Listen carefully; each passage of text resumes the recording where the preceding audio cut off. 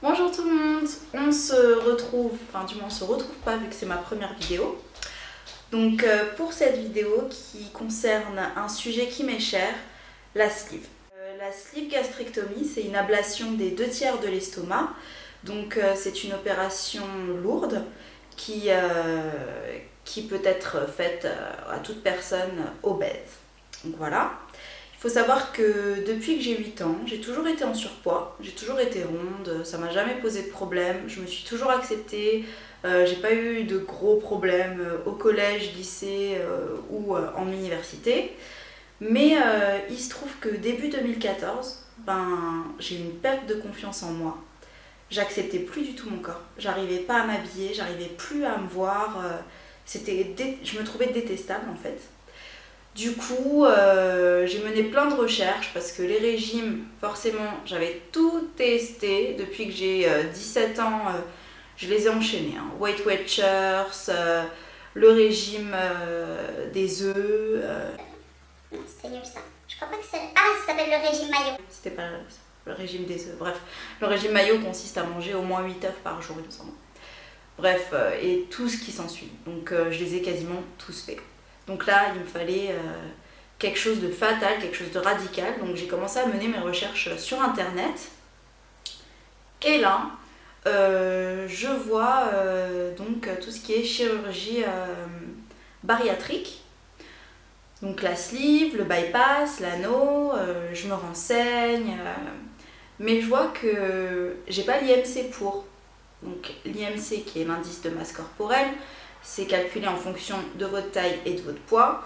Donc moi, à cette époque-là, début 2014, je devais être à 33, ce qui est très peu, en sachant que l'opération est autorisée en dessous pour un IMC supérieur à 40. Dans mes recherches, je tombe sur le ballon gastrique. Alors là, je me suis dit, aubaine, c'est pile poil pour mon IMC. Donc ça consiste à gonfler un ballon dans l'estomac. Donc il n'y a pas besoin vraiment de chirurgie, de couper quoi que ce soit ou de charcuter mon estomac.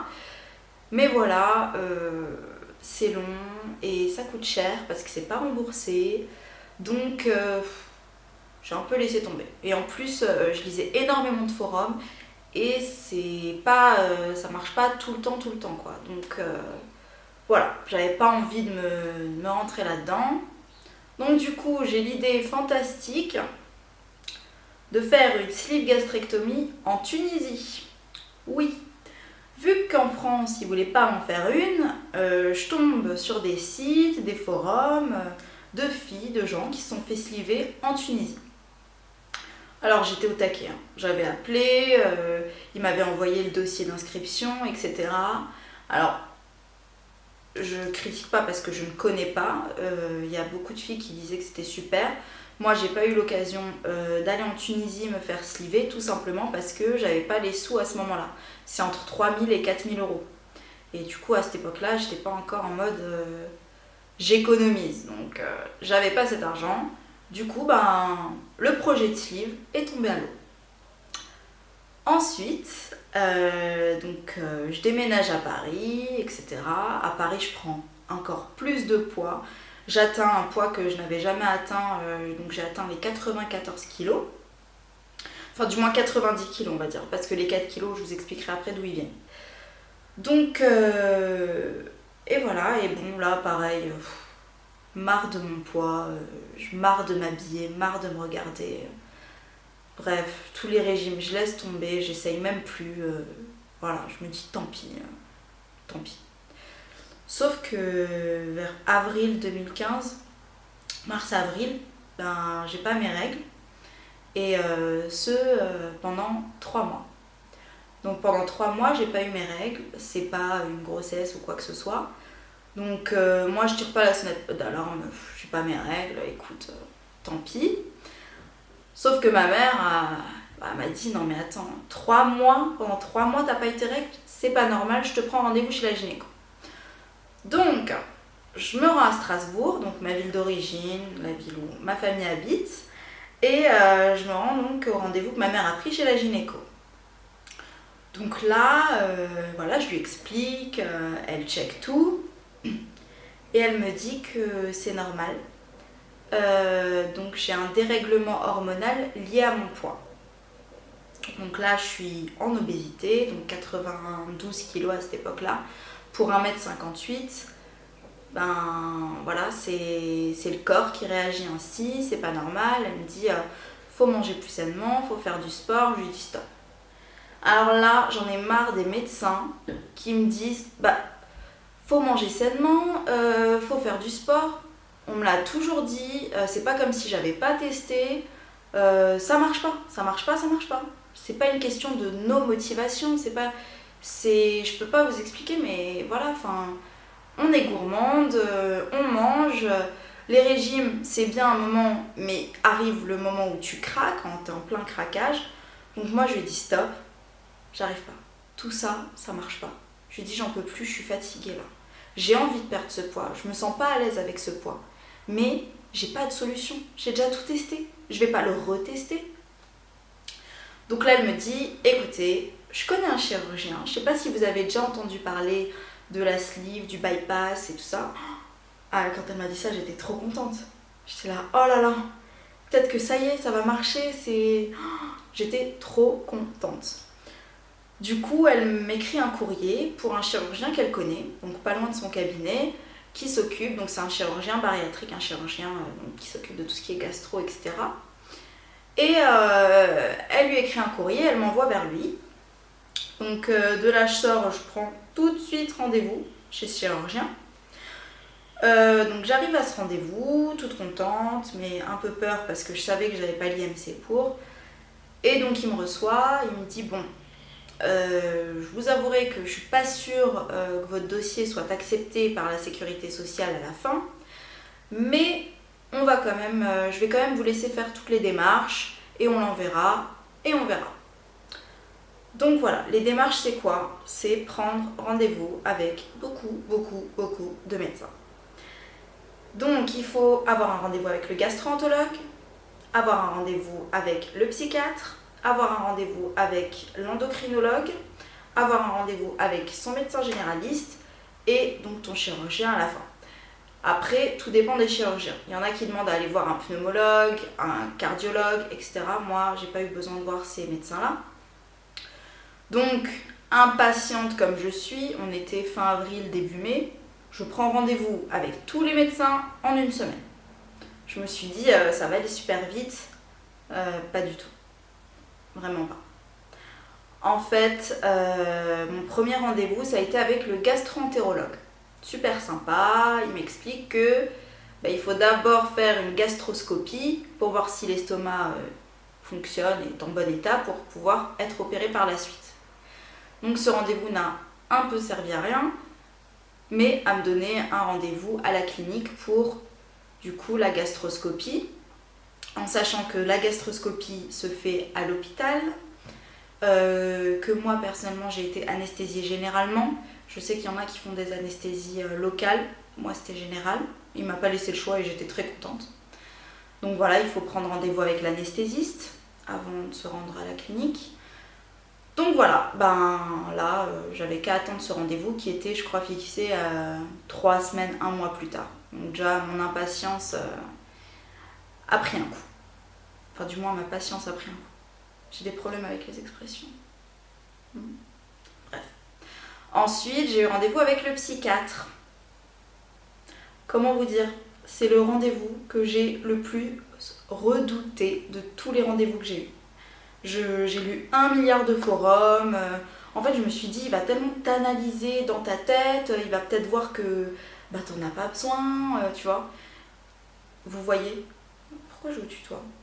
Je sais pas. Bref, et du coup, le psychiatre,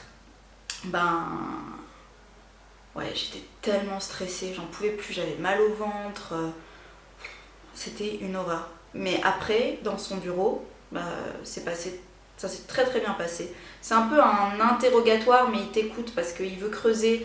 Donc je lui ai parlé de mon obésité infantile, d'où ça venait, parce que je sais que ça s'est manifesté au moment du divorce de mes parents, donc quand j'avais 8 ans. Ensuite, il analyse ton alimentation. Est-ce que tu es plus sucré, plus salé? Il te pose des questions afin de savoir si t'es pas boulimique. Il pose des questions à propos de tout ce que tu as déjà testé. Donc moi, je lui ai fait toute la liste. J'ai déjà fait nutritionniste, mon médecin généraliste m'avait suivi, j'ai fait diététicien. Je vous ai dit, j'ai fait Weight Watchers, Mayo, et j'ai fait du camp. J'ai fait ensuite tous les régimes connus. J'ai même fait le régime détox, donc ce qui concerne à boire pendant une semaine uniquement de l'eau citronnée avec du poivre de Cayenne. Voilà, j'ai tenu un jour et demi. Bref, et du coup, à la fin, ça s'était bien passé et il me dit, on va prendre un autre rendez-vous pour que je vous explique un peu comment ça se passe, etc. Et voir si je vous donne mon accord. Je suis bon, d'accord. Gastro-entérologue, il me fallait un autre rendez-vous. Psychiatre, il me faut un autre rendez-vous. Je me suis dit, oula, ça va durer longtemps cette histoire. Donc ensuite, j'ai eu rendez-vous avec l'endocrinologue. Donc l'endocrinologue, ça je savais qu'il n'allait pas donner son accord comme ça. Voilà, l'endocrino, il m'a posé des questions sur tout ce qui est diabète dans ma famille, etc. Thyroïde, j'allais dire tyrolienne. Bref, désolée. Et voilà, donc il demande à ce que je fasse une prise de sang et qu'on prenne un autre rendez-vous. En fait, je vais plutôt vous faire par thème de spécificité parce que si je reviens à chaque fois, vous n'allez peut-être pas suivre. Donc, en ce qui concerne le gastro-entérologue, je vais vous dire tout ce qui s'est passé. Premier rendez-vous, bim, il me faut un autre rendez-vous pour la clinique pour la gastroscopie. Je me rends à l'hôpital, c'était tôt le matin, ma maman m'a déposée. Voilà, donc là il m'anesthésie, je me réveille, tout s'est très bien passé. Bon, je me suis réveillée très stone, mais après j'ai fait ma journée tranquille. Donc voilà, il me redonne un rendez-vous, de là pour les résultats. Donc lors de ce rendez-vous, j'apprends que j'ai une bactérie dans mon estomac qui s'appelle alors je l'ai noté parce que c'est un peu compliqué. Helicobacter pylori. Voilà. Donc c'est une bactérie qui se trimballe un peu dans ton estomac, dans votre estomac, du moins qui se trimballait dans mon estomac et qui en fait inflamme l'estomac et suite à cela on risque, alors c'est un mot que je n'ai plus. Qu'est-ce qu'on risque? Ah, je sais plus. Ouais. Ah mais ça, comment ça s'appelle? Ah mais quand on a l'estomac qui est complètement inflammé. Je sais même pas si on dit inflammé. J'ai un doute. Anyway. Bref, donc j'avais cette bactérie et c'était impossible de m'opérer, de me faire une sleeve ou quoi que ce soit avec cette bactérie. Donc là, bim, 1 mois de traitement. 1 mois d'antibio, 1 mois de traitement pour que la bactérie disparaisse. De là, 1 mois après le traitement, je dois me rendre, en fait, il m'avait déjà tout donné, ordonnance et tout, au labo. On n'a pas besoin de refaire une gastroscopie, c'est juste un test en fait où on souffle dedans et on doit boire un petit truc qui était un peu mauvais pour voir si la bactérie est partie ou non. Donc de là, j'ai pas les résultats de suite. Encore un dernier rendez-vous avec mon gastro-entérologue qui là me dit c'est bon, plus de bactéries dans l'estomac. Écoutez, à partir de là, je pense que... il m'a même pas dit je pense, il me donne son accord pour l'opération. C'est le premier médecin à me signer cette feuille. Donc cette feuille, elle est donnée par le chirurgien au tout premier rendez-vous, avec donc un tableau pour chaque spécialiste où ils doivent remplir leur nom, dire OK et faire un petit commentaire s'ils veulent et leur signature. Donc j'étais trop contente. J'étais vraiment trop contente. Ensuite, une fois que j'ai eu l'accord du gastro, je vous raconte maintenant pour l'accord du psychiatre. Donc je vous ai raconté mon premier rendez-vous. Le deuxième rendez-vous, franchement, il n'a pas trop creusé dans ma vie. C'était plus, il m'a expliqué l'anneau, la différence entre l'anneau, le bypass et la sleeve. Donc voilà, il m'a reposé quelques questions sur mes motivations, sur est-ce que je savais dans quoi je m'engageais, etc. Il m'a parlé un peu de cas de ses patients qui suivaient, qui l'avaient fait. Et bref, à la fin, il me donne son accord. J'étais trop contente, c'est celui que je redoutais le plus et celui avec qui j'ai eu l'accord. Donc là, c'est bon pour moi, j'avais eu tous les accords, le pire était derrière moi. Donc ensuite, il me fallait forcément encore l'accord de l'endocrinologue. Lui, ça a duré encore plus longtemps que les autres parce que, premier rendez-vous, il me dit qu'il faut que je fasse une prise de sang. Logique. Je fais la prise de sang. Deuxième rendez-vous, il se rend compte que j'ai la thyroïde. Donc à un taux très élevé, traitement pendant 1 mois et demi. Ensuite, après ces 1 mois et demi, je refais une prise de sang, je reviens chez l'endocrino. Donc l'endocrino constate que ma thyroïde a baissé, top, j'avais un bon taux. Donc il trouvait que je pouvais avoir l'accord. J'avais pas le papier sur moi, donc j'ai dû revenir à un autre rendez-vous pour qu'il me signe la feuille. J'ai eu l'accord de mon endocrinologue. Ensuite, le médecin généraliste, je l'ai fait à la fin parce que moi je suis chez une médecin généraliste homéopathique qui me suit depuis que j'ai 16-17 ans, pas très longtemps. Et du coup, je savais qu'elle allait me donner son accord. Donc je suis allée la voir, elle m'a dit que c'était une très bonne idée, elle m'a soutenue et elle m'a signé le petit tableau. Donc voilà, j'avais tous les accords dont j'avais besoin et je pouvais enfin appeler mon chirurgien pour lui dire c'est bon, j'ai tous les accords, on peut prendre rendez-vous. Donc j'étais trop contente et ça c'était au mois de fin septembre, début octobre quand même. Fin septembre, début octobre, j'ai eu un rendez-vous avec mon chirurgien. Donc là, je lui donne tous les papiers. Forcément, les spécialistes envoient en fait des courriers directement au chirurgien, notamment l'endocrinologue et le psychiatre. Et le gastro, il envoie également. Il envoie également son compte rendu. Donc tout ça pour mettre dans le dossier de la sécurité sociale. Donc là, comment vous dire ? La sécurité sociale, c'est simple. Vous avez un IMC au-dessus de 40, voilà. Généralement, ils disent absolument rien du tout pour vous donner un accord. Vous avez un IMC entre 35 et 40, c'est compliqué. Donc, moi, ce que j'avais fait pendant mes traitements, etc., je vous le déconseille, hein, vraiment. Mais je voulais cette opération, je la voulais à un tel point. Ce qui fait que juillet, août, septembre, j'ai mangé. McDo, tout ce qui pouvait me faire grossir. Donc j'ai réussi à prendre 4 kilos, 3-4 kilos. Donc quand je suis arrivée chez le chirurgien, ça me faisait un IMC de 38-39.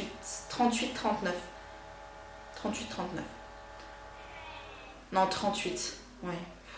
Qu'est-ce que je raconte ? J'ai jamais été à 39. 38 d'IMC. Donc pour les IMC entre 35 et 38, entre 35 et 40, il faut du coup qu'il y ait une maladie, qu'il y ait quelque chose qui fasse que vraiment l'obésité est dérangeante.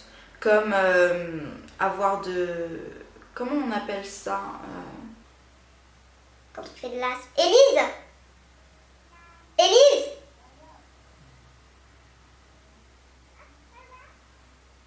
Quand on fait de l'asthme, du sommeil. Apnée du sommeil. Donc voilà, il faut faire soit de l'apnée du sommeil, soit avoir des soucis cardio. La honte. Désolée. Ensuite, moi, il faut savoir que le test de l'apnée du sommeil, je l'ai fait. C'est mon endocrino qui m'avait demandé de le faire aussi. Et du coup, j'avais une machine quand je dormais chez moi la nuit et j'en faisais pas. Donc j'avais rien. J'avais aucune maladie que la sécurité sociale veut bien admettre pour donner son accord quand tu as un IMC entre 35 et 40. Donc là, le stress était à son comble. Là, j'en pouvais plus, j'attendais. Et il faut savoir que la sécurité sociale a 2 semaines pour donner sa réponse. Si au bout de 2 semaines, elle ne donne pas sa réponse, c'est considéré comme un accord. Du moins de la part de mon chirurgien. Mais je pense que chez tout le monde, c'est comme ça. Donc voilà, les jours passent et Alors j'appelle la sécu, qu'est-ce que je fais aussi? Je compte les jours, je me demande si les week-ends ça compte. Bref. Il s'avère que les 2 semaines sont passées. J'ai laissé passer 5 jours en plus parce que je savais pas trop entre quand est-ce qu'ils ont reçu le recommandé, le temps que eux, s'ils m'envoient un courrier, voilà. Donc j'ai attendu, pas de réponse. J'arrivais même pas à être heureuse, quoi. J'avais qu'une envie, c'était de recevoir un courrier de eux me disant c'est bon, vous avez notre accord. Mais je l'ai jamais reçu. Donc j'appelle mon chirurgien et là c'est le rendez-vous. Donc pas de nouvelles de la sécu. Donc là c'est le rendez-vous pour fixer la date de l'opération. Alors c'est un des moments les plus émouvants de ma vie parce que j'ai tant attendu ce moment que ça y est, c'était là. J'ai cru que j'allais jamais y arriver. Ça a pris énormément de temps. Les démarches ont pris beaucoup de temps. Donc franchement, un conseil, quand vous vous engagez là-dedans, sachez que ça prend du temps. Et voilà, il y a toutes les démarches à faire, il y a tous les traitements. On se découvre de nouvelles maladies, de nouveaux problèmes. Donc voilà, pour les impatientes comme moi, franchement, ça vaut le coup. Ça vaut tellement le coup parce qu'aujourd'hui je suis juste épanouie et je suis tellement contente de l'avoir fait, contente d'avoir fait toutes ces démarches et franchement j'ai l'impression que tout s'est passé en un claquement de doigts. Enfin, c'était tellement rapide. J'espère que j'ai pas été trop longue. Ça, c'était mon parcours préopératoire. J'ai sans doute oublié des petits trucs, des petits détails. J'ai peut-être été trop rapide. Mais dans l'ensemble, je vous ai dit le plus important. Et donc si vous comptez commencer des démarches pour une sleeve, donc mon conseil pour les sleevés, pour les futurs on va dire sleevés entre 35 et 40 DMC, ne paniquez pas. Vraiment, allez-y.